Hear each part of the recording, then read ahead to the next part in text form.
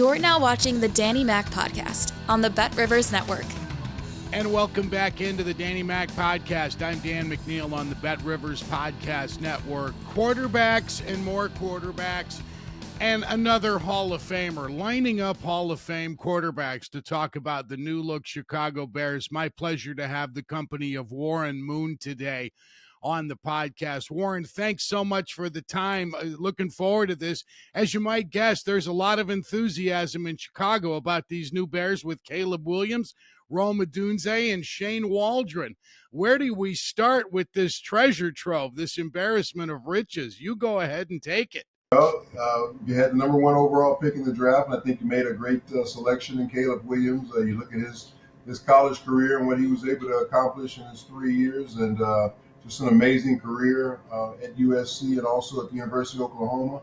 Rome Odunze is a guy that I know very well from the University of Washington, where I went to school, and they just had a national championship type season. They lost the national championship game, but he had an outstanding year, and he's one of the best receivers in all of college football. A big-bodied guy who can really go up and make the those 50-50 catches against smaller DBs, and really great after the catch, and just a really nice young man if you ever get a chance to meet him. And then Shane Waldron, a guy who was up here with the Seattle Seahawks that I know very well because I live here in Seattle, and he did a great job with the offense up here, kind of revitalizing Geno Smith and getting this offense back on. The Chicago Bears are in good shape with those three individuals to go along with what they had already accumulated over the last couple of years.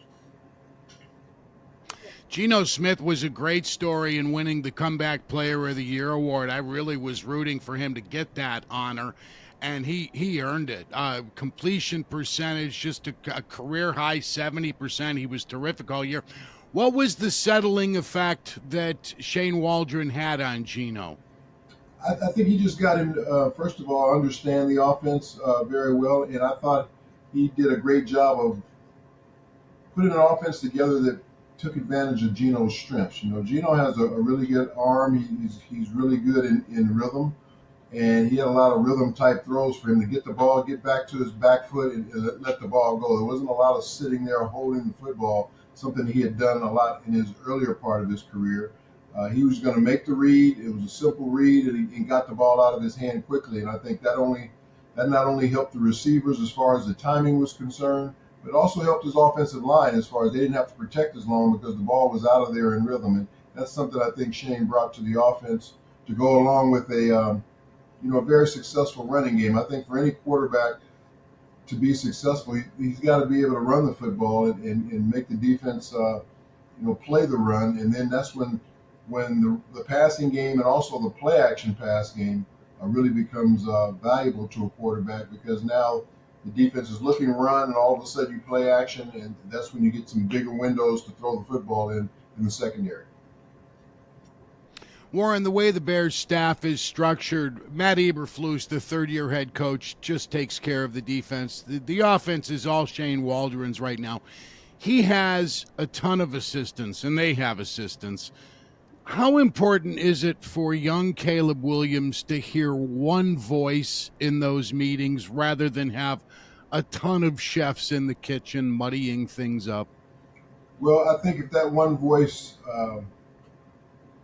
he's going to have a quarterback coach as well. So he's going to listen to that quarterback coach as well as Shane, who's the offensive coordinator. So there'll be a couple of voices, but as long as they're all saying the same thing, that's what matters. Johnny Morton, who's their, I think, running back coach, came over from Seattle too with Shane. So he's familiar with him, and I think he brought another coach over, if I'm not mistaken. So to have some of the same guys you've already worked with that know the philosophy, that know how you think, that know how you play call, I think is very important that everybody is on the same page, even though you have one guy who's the leader of the offense, which is Shane. Mm-hmm. Caleb Williams seems to have a ton of maturity going for him. He's already made $12 million or something like that.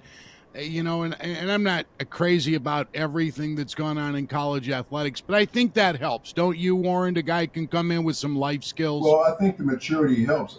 Just because he made $12 million doesn't mean he's mature. I mean, there's a lot of immature guys that make a lot of money. So the fact that he is mature and has made a lot of money, I think, is is a double whammy for him that, he doesn't have to come in with the pressure of worrying about his contract, worrying about money. He knows he's going to get a contract as a first overall pick, but he also has comfort in his life already, and he's had that for the last couple of years, with his NIL money. So he doesn't have to worry about all those different things. He can just come in and really focus on football. Doesn't have to focus on the finances as much. I'm sure he already has a financial advisor who he's had probably for the last couple of years when he started making his NIL money. So all those things become a comfort for you, because it's a big change for any player to go from one city to another. I know when I went, say, from Houston to Minnesota, just having to worry about where you're going to go to the bank and where you're going to go to the cleaners and what grocery store you're going to go to, and all those different things that you have to worry about when you're making a transition to another city.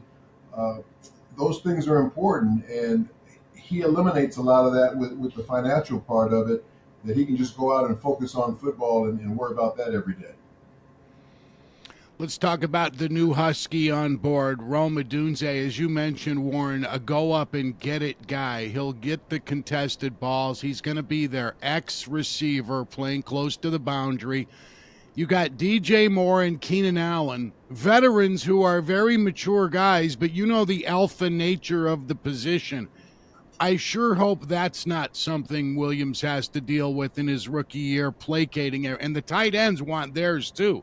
They've got Cole Kmet and Gerald Everett now on board as tight ends. So you've only got one football. That's going to be a tricky little thing for Williams to balance. Well, I think if Shane runs the offense right, he likes to spread the ball around to a lot of different people. And he did that when he was with Seattle.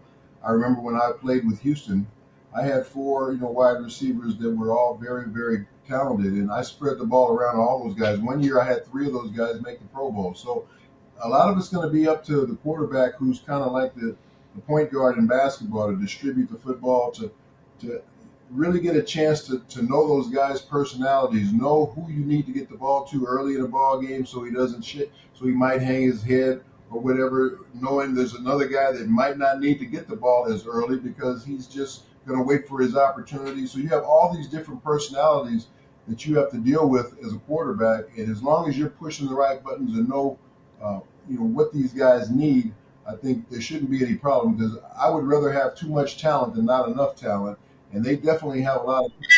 And one of the things I like about the receivers, they all have good size. They all run well after the catch, and for a young quarterback, you don't have to be as accurate when you have guys that are this big and have this type of catch radius. As long as you put the ball somewhere in the area, they're going to make the catch for you, and that's important as a young guy is maturing. A question I never thought I would be asking somebody is this one. Do the Chicago Bears have the best receiving core in the NFL? I think potentially they do. If you look at what the history of the 2 guys that they have that are veterans, and then you look at what Rome's possibilities are as far as what he did in college and what everybody thinks he can do as a pro, potentially they do have a chance to have one of the better receiving cores in the league. They haven't done it yet, so until you do it, potential just means you haven't done it yet. When you think about the Bears as a franchise and the realities of the skilled positions being so grim, that's why so many people here, Warren, looking forward to this new regime finally getting in to the 21st century. The record for career passing yards in a Bears uniform is held by Jay Cutler. He threw for 23,400. You had 49,000 yards in your career. And yet so many people regard this Bears franchise as one of the great franchises in the NFL. Is it still in the minds of the guys who actually play the game? Is it still a great franchise? It's a great traditional franchise. There's no question about it. Back with the George Halas days, you come up through Dick Butkus and Gale Sayers, and then you come into the Mike Singletary and those guys winning the Super Bowl in 1985, I think it was, or 84. So they've had their history over the years, but now it's time for the Bears to get back to what everybody's used to, because they are one of the historic franchises in the National Football League, and everybody looks to see what the Bears are going to do every year. And when the Bears are good, it's good for the league. So I think the Bears have a chance to be back.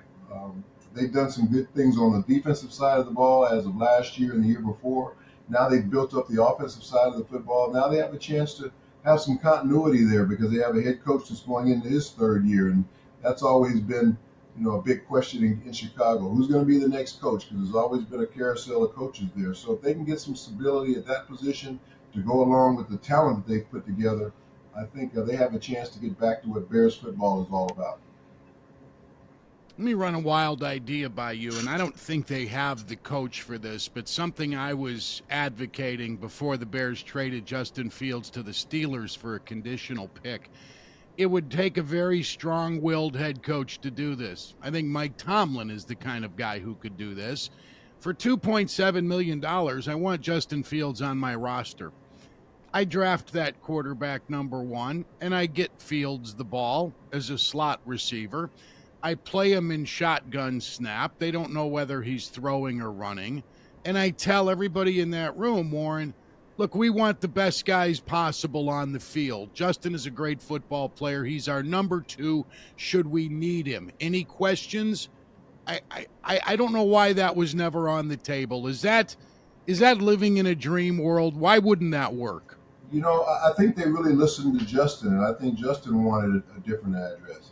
He felt like if he wasn't going to be the direction they were going, if they were going to go with a number one overall pick as a quarterback in Caleb Williams, then he wanted to go somewhere else where he could start all over. And I think it's best for him not to be in that environment, be the backup quarterback after you've already been there as a starter. I think it's at that position. It's such a mental position, a psychological position, especially not only for the player but also for the rest of the team. You don't want to see a guy have to sit back and be the backup. So he felt like he needed to go somewhere else, have a new address, a different environment where he could get a chance to compete for the number one job. And I think it was best for him not to be there, even though he is a tremendous talent. There's no question about it. Who do you love to watch more than anybody on Sundays, now that you're no longer in the booth and you can kick the feet up on Sundays in the armchair? Well, of course, I love watching Patrick Mahomes. He's probably the best in the business right now. I love Josh Allen. I love Joe Burrow when he's healthy. I mean, there's a lot of really good young quarterbacks in this league. Even Justin Herbert is a very talented guy with the Chargers. He just hasn't had the team around him. But, yeah, just a lot of really good quarterbacks in the league. I think the league is in very good shape at the quarterback position for a long time to come. And one of the main reasons why is those guys I just talked about. Lamar Jackson is another very exciting, electrifying guy, two-time MVP winner already, a guy that a lot of people wanted to make a wide receiver when he came out of college. So those guys sure were wrong. Yeah, no kidding. 6 quarterbacks chosen in the top 12.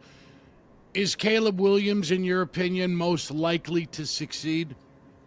I like what they have around him. And I think for any young quarterback, especially a number one overall pick, usually a number one overall pick goes to a bad football team. That's one of the reasons why they get to pick where they pick. What I like what the Bears did is because they got this draft pick from last year. They're a middle of the road football team before Caleb Williams, and now all of a sudden they have a chance to be, a pretty good football team with him and a surrounding cast. And that's what a young quarterback needs. He can't be the guy that has to come in there and carry a franchise in his first year. There's too much to learn. There's too much to see. Just so many different things for a young guy. But if you can make that transition as easy as possible by having a defense that's going to get you off the field or get the ball back when you do make a mistake on offense, having a good running game that you can, give the ball to a guy like Swift and he can get you 100 yards in a ball game, having these big receivers that are going to make some tough catches for you because you're not going to always be as accurate.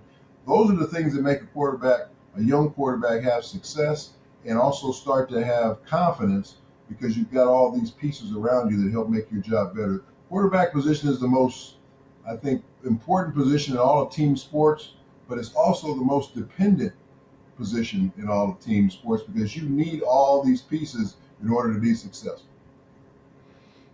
I want to rewind you as we wrap it up, Warren, and it's always fun to catch up with you. I want to get you to the airport on time. From your era, you played a game against the Bears in '86 as they were defending their championship, and they actually allowed fewer points the year following their Super Bowl year, but they never won another Super Bowl, never got to another one. Singletary, Hampton, McMichael, all three Hall of Famers.